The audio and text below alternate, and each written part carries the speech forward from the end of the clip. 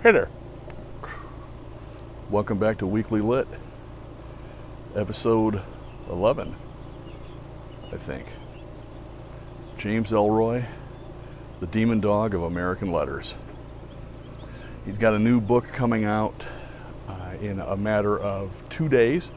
I have it ordered, and in preparation for that, I thought this would be a fantastic time to introduce or reintroduce James Ellroy to you and give you a couple of entry points and a couple of mixed metaphors to set the stage, beginning with a metaphor right there.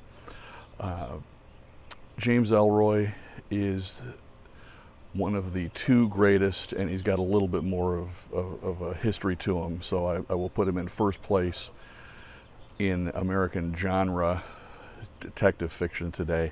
I will also put him at the top of the non-genre category. George Saunders is up there.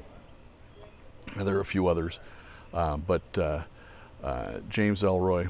Sarah Grant is the other mystery writer that I think is comparable. She doesn't have as many books, so James Ellroy has the experience on her, but he's go back to 1976. This is the first metaphor.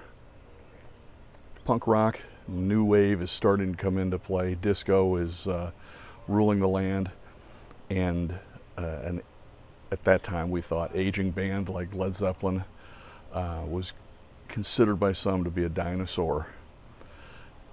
They had problems with addiction, some family tragedies had come into play, some bad luck, mystical things going on supposedly, and they were very prolific at the outset, and but then they had a run in the mid 70s where Physical Graffiti was a great album, but consisted largely of a look backwards, some records from the past, or recordings from the past that were revived.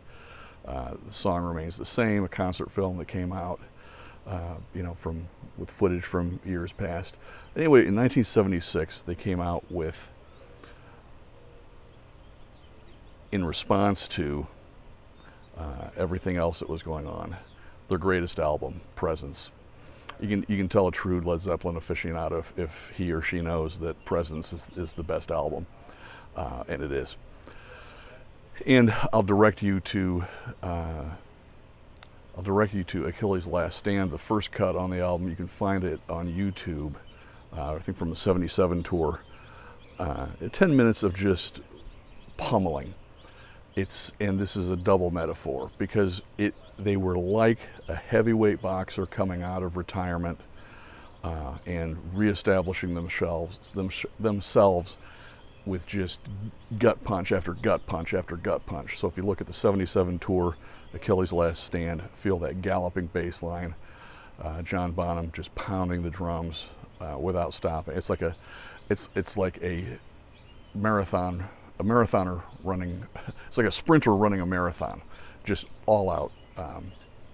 And I think we're on 3 metaphors now: sprinting, boxing, Led Zeppelin, setting the stage for. So that pummeling is what Led Zeppelin was doing, and that's what it's like to read James Ellroy. It's just pummeling, gut punch after gut punch. If you think Hemingway is clean and concise and stark, then Ellroy takes it to a different level, an elevated level. And so reading him is like Led Zeppelin '76 Presence on the road, heavyweight boxing match. His writing style is Beethoven meets Coltrane. So that's the other set of the metaphors. We're going crazy with metaphors today, like a crazy person. And when I say Beethoven meets Coltrane, as I teach any football players I coach, man's 4 greatest achievements are the U.S. Constitution, Beethoven's Ninth Symphony, Hamlet, the one by Shakespeare, and tackle football, and not necessarily in that order. So, but we know Beethoven is sets the bar for writing. I'm sorry, for musical composition. And when you're reading James Ellroy, it reads like jazz, like it's improvised. It's all over the place. Alliteration like no writer has ever done. All these different literary techniques.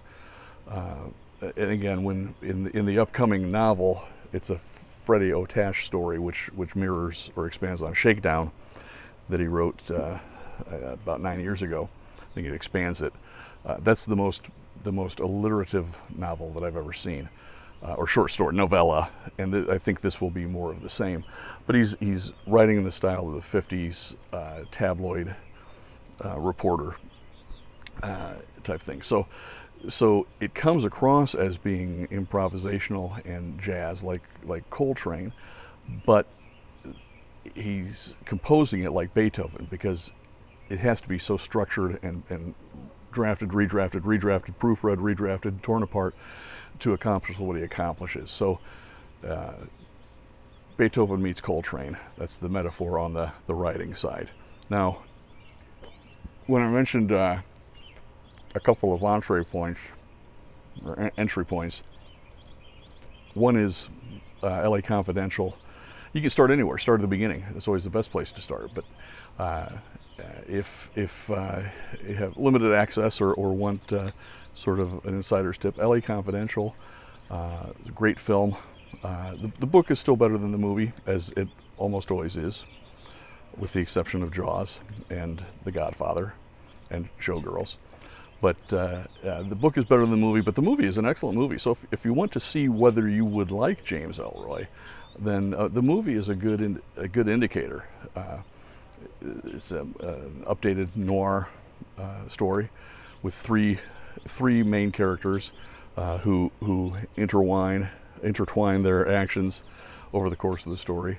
And so that's a good place to start. The other place that I would suggest, the one I really am going to discuss today and have a short excerpt from, is American Tabloid. And American Tabloid is set a little later than LA Confidential. It deals with the early days of Kennedy running for the presidency, and CIA, FBI. Again, it has his what he's used in a fair number of stories. The three main characters who are intertwined with each other. They're usually some different characters. In other words, they change from from novel to novel, although there is some carryover sometimes. And you see their flaws. They are obviously flawed, because under his conception, everyone's flawed greatly. And so let's jump into James Ellroy. This is from American Tabloid, and it's the introductory prologue to start out the action. So here we go with the demon dog. America was never innocent. We popped our cherry on the boat over and looked back with no regrets.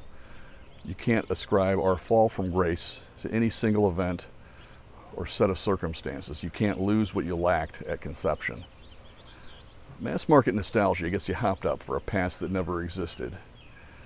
Hagiography sanctifies shuck and jive politicians and reinvents their expedient gestures as moments of great moral weight. Our continuing narrative line is blurred past truth and hindsight. Only a reckless verisimilitude can set that line straight. The real trinity of Camelot was look good, kick ass, and get laid. Jack Kennedy was the mythological frontman for a particularly juicy slice of our history. He talked a slick line and wore a world-class haircut. He was Bill Clinton minus pervasive media scrutiny and a few rolls of flab. Jack got whacked at the optimum moment to assure his sainthood. Lies continue to swirl around his eternal flame. It's time to dislodge his urn and cast light on a few men who attended his ascent and facilitated his fall. They were rogue cops and shakedown artists. They were wiretappers and soldiers of fortune and faggot lounge entertainers. Had 1 second of their lives deviated off course, American history would not exist as we know it. It's time to demythologize an era and build a new myth from the gutter to the stars. It's time to embrace bad men and the price they paid to secretly define their time. Here's to them. So that's the kickoff of American Tabloid, and it goes from there, and boy does it go. So if you think you might be offended by that, then it's probably not the book for you.